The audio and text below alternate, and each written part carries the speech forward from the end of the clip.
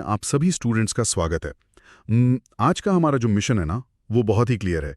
Periodic table की mastery. बिल्कुल। और क्लास आज के सेशन के कुछ नियम हैं। हम अपने नोट्स और पीडीएफ की हर एक स्लाइड को बहुत ध्यान से पढ़ेंगे। कोई भी पॉइंट नहीं छोड़ना है हमें। हाँ, एकदम सही। हम कुछ स्लाइड्स के जरिए तत्वों के यानी एलिमेंट्स के वर्गीकरण को समझेंगे। राइट। और मुश्किल विज्ञान को हम बहुत ही आसान उदाहरणों से समझेंगे। इसलिए क्लास एकदम ध्यान से सुनिएगा। तो चलिए शुरू करते हैं। हमारी पहली स्लाइड की हेडिंग है तत्वों का वर्गीकरण का इतिहास। इसमें पहला पॉइंट लिखा है डोबेराइनर का त्रिक सिद्धांत, जैसे कि बेरियम, स्ट्रोंशियम और कैल्शियम का उदाहरण दिया है इसमें। क्लास, इस डोबेराइनर के त्रिक यानी ट्राइड को ऐसे समझिए जैसे आपके 3 दोस्तों का ग्रुप है। अच्छा। हाँ, जहाँ पहले और तीसरे दोस्त के वजन का औसत यानी एवरेज बिल्कुल बीच वाले दोस्त के वजन के बराबर है। तो बेरियम और कैल्शियम का एवरेज स्ट्रोंटियम के बराबर हुआ। बिल्कुल, लेकिन ये ज्यादा चला नहीं। हाँ, नोट्स में आगे न्यूलैंड का अष्टक नियम भी लिखा है और ये भी बताया गया है कि ये दोनों ही थ्योरीज असफल क्यों हुई। न्यूलैंड के नियम को आप संगीत के सुरों से जोड़ सकते हैं क्लास, जैसे सा, रे, गा, मा, पा, धा, नी, सा। मतलब 8वां सुर पहले सुर जैसा ही होता है। एकदम सही। लेकिन इन दोनों के फेल होने का कारण ये था कि ये नियम सभी तत्वों पर लागू नहीं हुए। कुछ भारी तत्वों पर जाकर ये पैटर्न टूट गया। Class, did you understand? मुझे तो बहुत अच्छे से समझ आ गया और मुझे यकीन है क्लास को भी आ गया होगा। Great. All right, let's move on to the next slide. तो अगली स्लाइड है स्लाइड नंबर 2। इसकी हेडिंग है मेंडेलीव का आवर्त नियम। इसमें नियम लिखा है कि तत्वों के भौतिक तथा रासायनिक गुण उनके परमाणु भारों के आवर्त फलन होते हैं, मतलब पीरियोडिक फंक्शन होते हैं। ये जो भारी सी लाइन है ना, इसे बहुत आसानी से समझते हैं। इसे ऐसे सोचिए क्लास, जैसे आप लाइब्रेरी में किताबों को उनके वजन के हिसाब से सजा रहे हैं। ओके, वजन के हिसाब से। हाँ, तो आप देखेंगे कि एक निश्चित अंतराल के बाद, एक रेगुलर इंटरवल के बाद एक जैसी किताबें वापस आने लगती हैं। मतलब एक पैटर्न रिपीट होने लगता है। बिल्कुल। और यहीं से हमारी टेबल का ग्रिड बनता है। आप लोग अपने दिमाग में ग्रिड विजुलाइज कीजिए क्लास। जो खड़ी लाइनें हैं वो वर्ग या ग्रुप से, और जो लेटी हुई लाइनें हैं वो आवर्त या पीरियड्स है। ये तो काफी विजुअल था। हाँ, ये बहुत जरूरी बेस है। All right, let's move on to the next slide. Slide 3 है आवर्त के गुण। इसमें लिखा है कि क्षैतिज खानों को आवर्त कहते हैं और ये कुल 7 होते हैं। सही है, 7 पीरियड्स। इसमें लघु, दीर्घ और अधूरे आवर्त के बारे में बताया गया है। और इसमें कुछ डेफिनेशंस भी हैं। विद्युत धनात्मक प्रकृति यानी इलेक्ट्रोपॉजिटिव, विद्युत ऋणात्मक प्रकृति यानी इलेक्ट्रोनेगेटिव, और आयोनाइजेशन पोटेंशियल। और ये भी लिखा है कि आवर्त में बाएं से दाएं जाने पर ये कैसे घटते या बढ़ते हैं। क्लास, इस पूरे कंसेप्ट को एक टग ऑफ वॉर यानी रस्साकशी के खेल से समझिए। रस्साकशी? हाँ, इलेक्ट्रोपॉजिटिव होने का मतलब है इलेक्ट्रॉन दान करने की खुशी। मतलब बाएं तरफ वाले तत्व खुशी खुशी इलेक्ट्रॉन दे देते हैं। ओह, और इलेक्ट्रोनेगेटिव का मतलब है इलेक्ट्रॉन छीनने का लालच। एकदम सही। दाएं तरफ वाले बहुत लालची होते हैं। और आयनन विभव, जिसे आयोनाइजेशन पोटेंशियल कहते हैं, वो एक कीमत है। वो एनर्जी है जो इलेक्ट्रॉन निकालने के लिए चुकानी पड़ती है। तो मतलब बाएं से दाएं जाने पर ये कीमत बढ़ती जाएगी? बिल्कुल, क्योंकि वो लालची होते जाते हैं।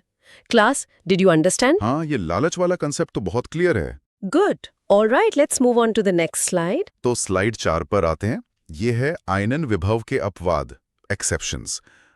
इसमें पहला प्रश्न है, नाइट्रोजन का आयनन विभव ऑक्सीजन से अधिक क्यों है? ये एक बहुत ही क्लासिक क्वेश्चन है। और दूसरा प्रश्न है कि बेरिलियम का बोरॉन से अधिक क्यों है? नोट्स में इसका कारण P और S उपकक्षाओं के अर्धपूरित यानी हाफ फिल्ड और पूर्ण पूरित यानी फुल्ली फिल्ड होने को बताया गया है। क्लास इसे बस की सीटों के उदाहरण से समझिए। बस की सीटें। हाँ, अगर बस की सीट पूरी भरी हो, जो कि पूर्ण पूरित है, या फिर हर डबल सीट पर एक एक व्यक्ति बैठा हो, जो कि अर्ध पूरित है, तो लोग बहुत आराम से बैठे होते हैं। मतलब वो बहुत स्टेबल होते हैं, राइट? एकदम सही, वो स्टेबल होते हैं। अब उन्हें वहां से उठाना, मेरा मतलब है वहां से इलेक्ट्रॉन निकालना बहुत मुश्किल होता है। ओ, इसीलिए नाइट्रोजन और बेरिलियम से इलेक्ट्रॉन निकालने में ज्यादा ऊर्जा यानी ज्यादा आयनन विभव लगता है। बिल्कुल। ऑक्सीजन के मुकाबले नाइट्रोजन बहुत आराम से बैठा है। All right, let's move on to the next slide. Okay, slide 5 की हेडिंग है इलेक्ट्रॉन बंधुता, परमाणु त्रिज्या और विकर्ण समानता। इसमें इलेक्ट्रॉन बंधुता और परमाणु त्रिज्या की परिभाषा है और आवर्त में उनका क्रम बताया गया है। क्लास, इलेक्ट्रॉन बंधुता यानी इलेक्ट्रॉन एफिनिटी को ऐसे समझिए जैसे इलेक्ट्रॉन पाने पर मिलने वाला इनाम या एनर्जी रिलीज। और त्रिज्या यानी रेडियस का क्या? नोट्स कहते हैं कि आवर्त में आगे बढ़ने पर यह सिकुड़ जाती है। हाँ, इसे चुंबक और लोहे की दूरी से समझते हैं।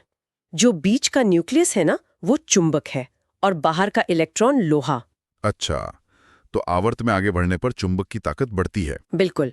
प्रोटॉन्स बढ़ते हैं तो चुंबक स्ट्रांग हो जाता है और वो लोहे को अंदर खींच लेता है, इसलिए त्रिज्या सिकुड़ जाती है। वाह, ये तो बहुत लॉजिकल है।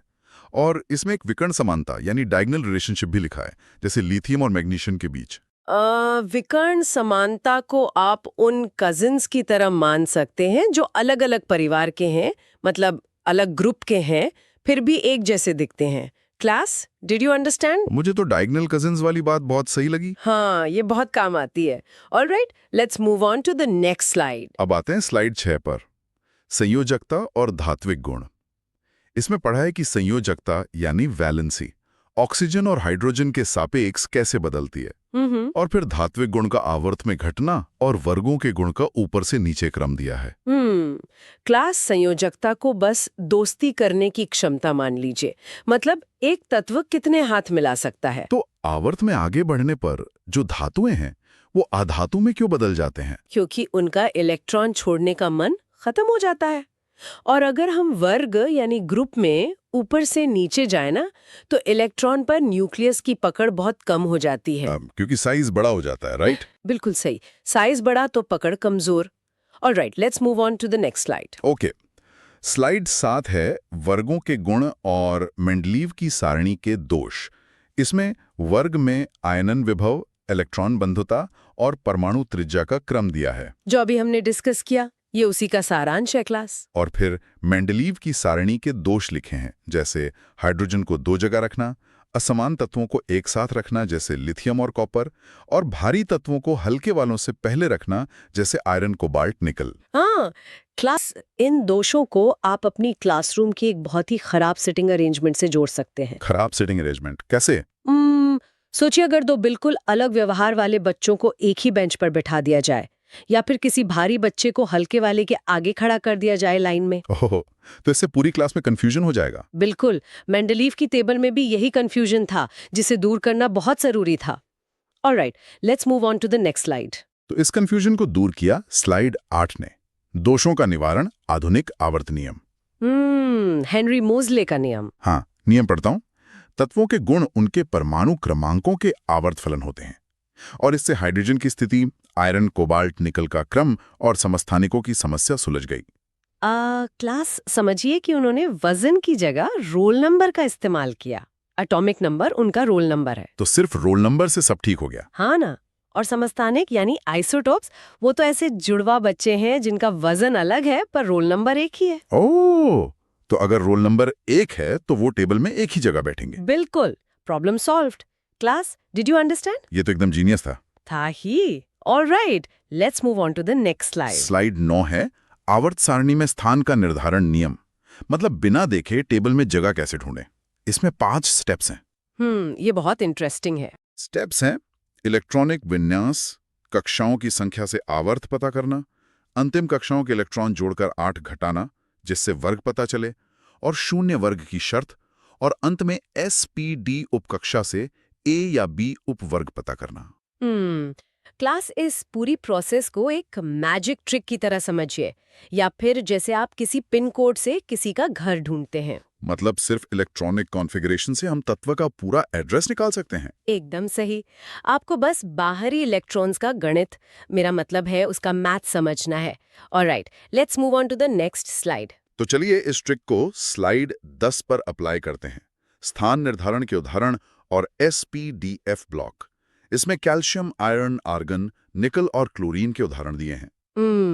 जैसे कैल्शियम का एटॉमिक नंबर 20 है, तो इसका एड्रेस हम उसी 8 घटाने वाले गणित से निकाल सकते हैं जो हमने पिछली स्लाइड में देखा। और इसी स्लाइड में दीर्घ आवर्त सारणी के चारों ब्लॉक SPDF के नाम भी लिखे हैं। क्लास, इस पूरी टेबल को आप एक 4 ब्लॉक वाली बिल्डिंग की तरह विजुअलाइज कीजिए। 4 ब्लॉक की बिल्डिंग। हाँ, जहाँ S ब्लॉक एकदम सामान्य और सीधे तत्व हैं और P ब्लॉक थोड़े मिक्स टाइप के तत्व हैं। चलिए इन ब्लॉक्स के बारे में और डिटेल में पढ़ते हैं। बिल्कुल। All right, let's move on to the next slide. Slide 11 की हेडिंग है S ब्लॉक और P ब्लॉक तत्वों के गुण।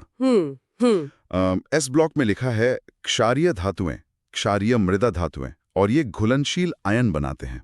और P ब्लॉक में लिखा है परिवर्तित संयोजकता, और इन्हें निरूपित तत्व यानी रिप्रेजेंटेटिव एलिमेंट्स कहा जाता है। क्लास, S ब्लॉक वालों को आप वो सीधे साधे बच्चे मान लीजिए जो बहुत जल्दी दोस्त बना लेते हैं। क्योंकि वो रिएक्टिव होते हैं और पानी में घुल जाते हैं। एकदम सही। हाँ। और P ब्लॉक वालों को एक बहुत ही डाइवर्स ग्रुप समझिए। इसमें धातु भी हैं और अधातु भी। और इन्हें निरूपित तत्व क्यों कहते हैं? क्योंकि पूरी क्लास का प्रतिनिधित्व करते हैं, जैसे क्लास मॉनिटर या representative. Class, did you understand? मुझे लगता है ये एनालॉजी स्टूडेंट्स को हमेशा याद रहेगी। मुझे भी यही लगता है। All right, let's move on to the next slide. अब स्लाइड 12 पर आते हैं। D ब्लॉक और F ब्लॉक तत्वों के गुण।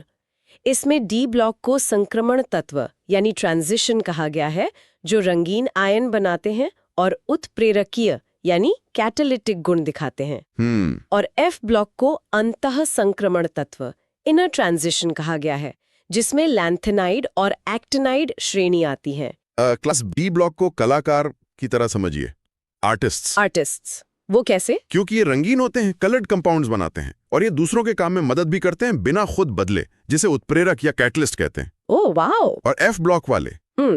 F ब्लॉक वाले उस बिल्डिंग के बेसमेंट में रहने वाले रहस्यमयी लोग हैं। हाँ, बेसमेंट में रहने वाले। हाँ, क्योंकि इन्हें दुर्लभ मृदा तत्व कहा जाता है और सारणी के नीचे अलग से रखा गया है। इनकी अंदर की भी अंदर वाली कक्षाएं रिएक्ट करती हैं। All right, let's move on to the next slide. Okay, slide 13 है प्रवर्धित आवर्त सारणी और उपयोगिता। इसमें इसके लक्षण लिखे हैं। 18 ऊर्ध्वाधर खाने, 16 वर्ग, 4 ब्लॉक, और एक फॉर्मूला भी है, परमाणु भार बराबर तुल्यांकी भार गुणा संयोजकता। क्लास, इस पूरी सारणी को आप दुनिया के एक परफेक्ट मैप की तरह देखिए। एक ऐसा मैप जहां हर चीज अपनी बिल्कुल सही जगह पर है। तो इसकी उपयोगिता क्या है? उपयोगिता ये है कि आपको सब कुछ रटने की जरूरत नहीं है। उदाहरण के लिए, अगर आपको एक तत्व का स्वभाव पता है तो उसके पूरे वर्ग का स्वभाव पता चल जाता है। जैसे अगर लिथियम पानी के साथ रिएक्ट करता है तो सोडियम भी करेगा। बिल्कुल, यही इस मैप का जादू है। All right, let's move on to the next slide. अब हम आ गए हैं स्लाइड 14 पर। यह है डाउट क्लियरिंग सेशन भाग 1। इसमें कुछ बहुत ही इंटरेस्टिंग सवाल हैं, जैसे द्वितीय आयनन विभव प्रथम से ज्यादा क्यों होता है, और अक्रिय गैसों का आयनन विभव ऊंचा क्यों होता है जबकि उनकी इलेक्ट्रॉन बंधुता शून्य होती है, और एक बहुत बड़ा सवाल, क्लोरीन की इलेक्ट्रॉन बंधुता फ्लोरीन से ज्यादा क्यों है। क्लास, द्वितीय आयनन विभव को ऐसे समझिए, जब परमाणु से एक इलेक्ट्रॉन छिन जाता है ना, तो न्यूक्लियस बाकी इलेक्ट्रॉन्स को और भी जोर से पकड़ लेता है। अच्छा, तो दूसरा इलेक्ट्रॉन निकालना और मुश्किल हो जाता है। एकदम सही, इसलिए ज्यादा ऊर्जा लगती है। और फ्लोरीन और क्लोरीन के केस को एक छोटे कमरे से समझिए। छोटा कमरा? हाँ, फ्लोरीन का आकार बहुत छोटा है। छोटे कमरे में पहले से ही ज्यादा लोग हैं, तो नए इलेक्ट्रॉन को आने में दिक्कत होती है रिपल्शन की वजह से। ओह, जबकि क्लोरीन का कमरा बड़ा है, इसलिए वो इलेक्ट्रॉन को आसानी से लेता है। बिल्कुल। और अक्रिय गैसों की बात करें तो उनका पेट भरा हुआ है, उनका अष्टक पूरा है, उन्हें कुछ नहीं चाहिए। Class, did you understand? ये डाउट क्लियरिंग तो बहुत ही जबरदस्त है। हाँ, ये कंसेप्ट्स क्लियर होना जरूरी है। All right, let's move on to the next slide. और हमारी आखिरी स्लाइड 15 है, डाउट क्लियरिंग सेशन भाग 2। इसमें आवर्त सारणी में ऑक्साइड और हाइड्राइड की प्रकृति बताई गई है कि वो शारीर से अम्लीय कैसे होते हैं। और इसमें 100 से ऊपर परमाणु क्रमांक वाले तत्वों का नामकरण भी है, जैसे नील, अन, बाय। और अंत में प्रारूपी तत्व और सेतु तत्व की परिभाषा है। क्लास, ऑक्साइड्स का ट्रेंड बहुत सिंपल है। बाएं से दाएं जाने पर क्षारीय स्वभाव यानी बेसिक नेचर घटता है और अम्लीय यानी एसिडिक बढ़ता है। और ये जो 100 से ऊपर वाले नाम हैं वो तो बहुत अजीब लगते हैं। अजीब नहीं है। 100 से ऊपर के नामकरण को बस फोन नंबर डायल करने की तरह समझिए। जैसे 104 को एन निल क्वाडियम लिखेंगे। क्लास, मुझे आप सब पर बहुत गर्व है। आप लोगों ने इतने जटिल टॉपिक को, इतने भारी विज्ञान को बहुत ही अच्छे से समझा है। सच में। तो आज हमने देखा कि कैसे डोबराइनर के वो फ्लॉप आइडिया से शुरुआत हुई, फिर न्यूलैंड का म्यूजिक आया, फिर मेंडलीफ की थोड़ी कंफ्यूजिंग टेबल आई, और अंत में हेनरी मोसले ने एटॉमिक नंबर के जरिए एक परफेक्ट मैप बना दिया। परफेक्ट तो है, लेकिन क्लास जाने से पहले मैं आपको एक विचार के साथ छोड़ना चाहूंगी। वो क्या? हमने पढ़ा कि तत्वों को उनके परमाणु क्रमांक के आधार पर 118 तक सजाया गया है, लेकिन सोचिए, क्या ब्रह्मांड में अभी भी ऐसे तत्व मौजूद हो सकते हैं जो 118 के आगे हों, जिन्हें हमने अभी तक खोजा ही नहीं? ओह, ये तो सोचने वाली बात है। हाँ, अगर ऐसा कोई नया तत्व मिलता है तो क्या हमारी ये टेबल उसे जगह दे पाएगी, या हमें पूरी की पूरी एक नई टेबल बनानी पड़ेगी? इस पर जरूर सोचिएगा। क्या बात है, ये तो सच